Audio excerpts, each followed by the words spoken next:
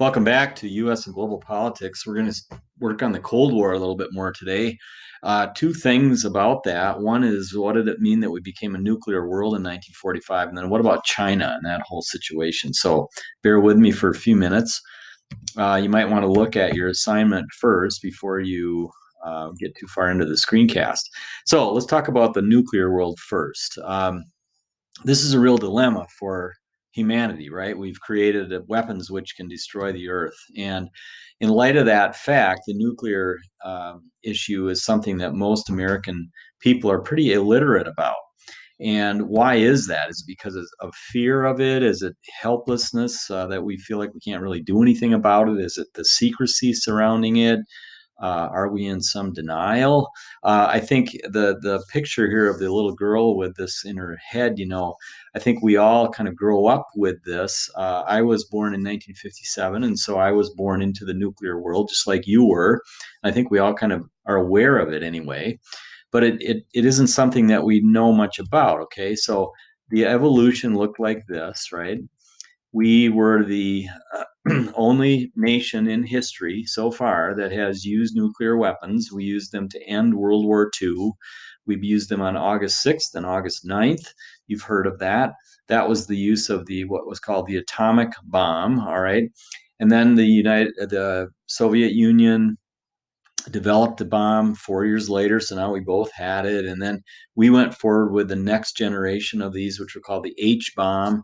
That was just a magnification of the atomic capability. And then the Soviet Union did the same thing. So by 1953, we both had this huge nuclear capability. All right. Now, the nuclear philosophy is really interesting.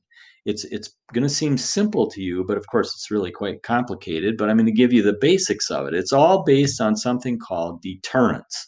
Deterrence is that you will not hit me because you know that I will hit you back just as hard or harder. So for self-preservation, you will not use the weapon, right? So these are weapons that are built not to be used. They're just there to keep other people from daring to use them, right? So you have to make the first strike in the nuclear world suicide. You have to make it so that a leader would be looking at this going, I don't want to kill my own people, so I'm not going to strike first. And some people have called this the balance of terror. It's probably a pretty good expression for it, right? We're living in a world in which we're kind of relying on this idea to keep us safe. Let me illustrate this with a diagram.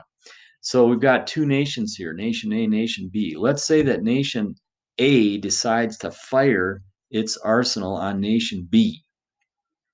The nuclear world is based on the notion that nation B would be able to retaliate, and now everyone is dead, right? And so what you have to have in nation B are what we call second strike forces. And out in the hinterland of the United States, we have over 300 or more missile sites that are in the ground. They're missile silos. I grew up in North Dakota for part of my life, and we had many of them out in North Dakota, and these were warheads in the ground protected, and they were the second strike forces if the United States got attacked. Okay, that's what we mean by that. That's that whole idea of deterrence. All right, now deterrence works well, because we haven't used the weapon since 1945. It works well when you've got two nuclear powers. It's kind of symmetrical, right? But it doesn't work as well, or it becomes much more complicated when you get into the world like we live in today. This is a map that's pretty telling. I thought I'd let you, you might want to stop and study the map a little bit. This shows you kind of the known nuclear powers in the world in 2018, right? And you can see that it's not just the United States and the Soviet Union anymore, although we are the two biggest powers. If you look at the numbers, we're roughly equivalent in our capability, but it's many countries that have this. So the deterrence thing is much more complicated today. All right. So that's the nuclear world. All right. Now let's throw in another wrinkle into the story, and that's China. What is the deal with China? China is the biggest country in the world. They got 1.4 billion people over there. They are the number two economy in the world, slightly behind the United States.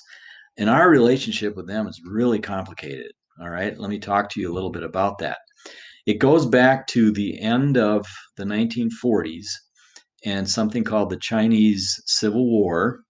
And the two sides in the Civil War were the communists and the nationalists. The communists were led by this man, Mao Zedong, all right? And the nationalists were led by this man, Chiang Kai shek. Chiang Kai shek was the man we were supporting in that Civil War, right? But he lost. This guy won. The communists won. And so, coming out of that, if you get to about 1950, this is what the world looked like to the United States in that part of the world. The hammer and sickle here, that's a sign for communism. We saw communism expanding dramatically in East Asia because of the communist revolution in China. All right. Okay. So remember, he wins, he loses. We were supporting him. So then what happened?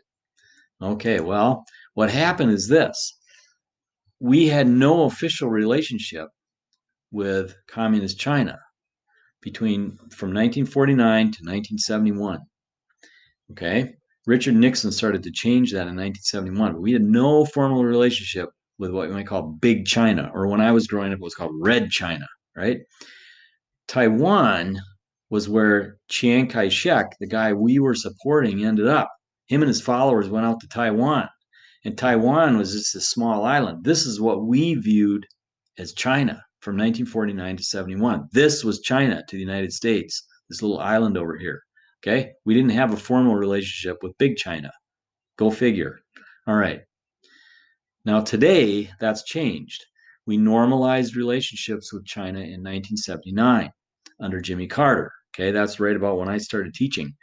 And so since then, we've been dealing with this big guy, right? What about Taiwan? Well, Taiwan, we still have a relationship with Taiwan, but they're viewed by this big China as a renegade province of China. They're viewed like if it'd be like if the state of Indiana decided they didn't want to be part of the United States, and they were sort of like a renegade state. That's what they view. That's how they view Taiwan. All right. So by the early 50s in East Asia, we were in our brain, because we were in the middle of the Red Scare and the Cold War and all of that, we saw this as the domino theory. We saw that if one country falls to communism, many other countries are going to fall to communism. And of course, this drags us into two wars. First, here in the Korean Peninsula, 1950 to 53, and then here in the Vietnam, the Indo-Chinese peninsula. This is Vietnam here, this little sliver of a country. So these two wars were called proxy wars. They were both fought because of the fear we had of the spread of communism in East Asia. All right. Okay. Now, what about Chinese relations in 2020? Well, again, you might want to stop the screencast just for a moment. These two systems are diametrically different from each other. And I have some terminology on here. We are, a democratic system. We have multiple political parties. We have a mixed economy. We have some features of capitalism, some socialism. We're committed to human rights, right? The Chinese, they have what we call an authoritarian government. It's not democratic at all. They have one party that rules the country. They're authoritarian in their economy too. They practice some capitalism in the world, but they run it like a dictatorship. And they have very limited emphasis on human rights in their country, and they simply do not tolerate political dissent. Okay, so two very different systems. Number one, number two economies in the world. All right. Whoop. Now, what should we know? Why do we need China? What should we know about their leader, Xi Jinping? How about Hong Kong? What's going on with that? And then how about the COVID-19 pandemic? How's that playing into all this? Well, let me make just a couple of concluding comments here. First of all, Trump, during the election, Trump was really hard on China during the campaign. He said, we're going to kind of sock it to China and really get them to straighten out the trade relationship with the United States. He invited Xi Jinping right away to Mar-a-Lago. So here they are down there in Mar-a-Lago, Florida. That's Trump's Southern White House, they call that. And this was in April of 2017. So this was early in its term. And then Trump went over to China in the fall, just several months later. He went over to China in 2017.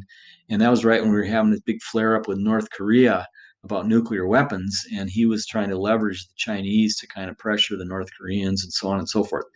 And in the midst of all that, Trump has put, he's got us into this trade war with China because he thinks China has been kind of ripping off the United States for years with how they trade and their trade practices. So we got that thing going on. All right. Then we got this whole situation with Hong Kong. This blew up about a year ago. Hong Kong is this area in southern China. It's really very small. This map makes it look kind of big, but if you look over here, you can see it's really a small area, right? And Hong Kong, Mr. Weinman, our athletic director, he taught over there for a while, so he was in that area. Um, anyway, Hong Kong is interesting. Hong Kong was a British colony until 1997. And then it became a special administrative region of China. Okay, well, what the heck does that mean? Well, they've been allowed in Hong Kong to kind of operate independently of China. But recently, China has been trying to exert more control on Hong Kong, and that has really created a lot of tension between the United States and China because we have more natural sympathy for the people of Hong Kong in some ways because we want them to have more freedom. But of course, the Chinese government doesn't like that at all. So that's another source. You got the trade issue, you got Hong Kong, and then now you got COVID-19 for Pete's sake. Remember, the COVID-19 originated in a place called Wuhan province of China, right? I think it's right in here. And we know that this is where it started. It apparently originated with bats. It's one of those ones that cross from animal species into human. And we also know that the Chinese weren't very transparent about this in the early stages. They weren't being very forthright about it. And so this has created all sorts of issues for our country. Regretfully, right now, there's been an increase in discrimination against Americans of Chinese descent because of this, right? People are fearful and they're taking it out on them, that kind of thing. But we're going to learn more about this in years from now when the history of this all gets written about the early stages of this in China and how the Chinese actually at one point were trying to blame this on the United States that American soldiers somehow transmitted this in there, and that to me that was a horribly weak attempt by them to blame it on us. But anyway, so this is another area of tension. So right now, this is a big deal. This is an important country for us. So again, two more pieces of the Cold War: the nuclear issue, the China issue. Okay, we're going to keep moving along. Have a great day today. Good luck with the assignment, and I'll see you next time.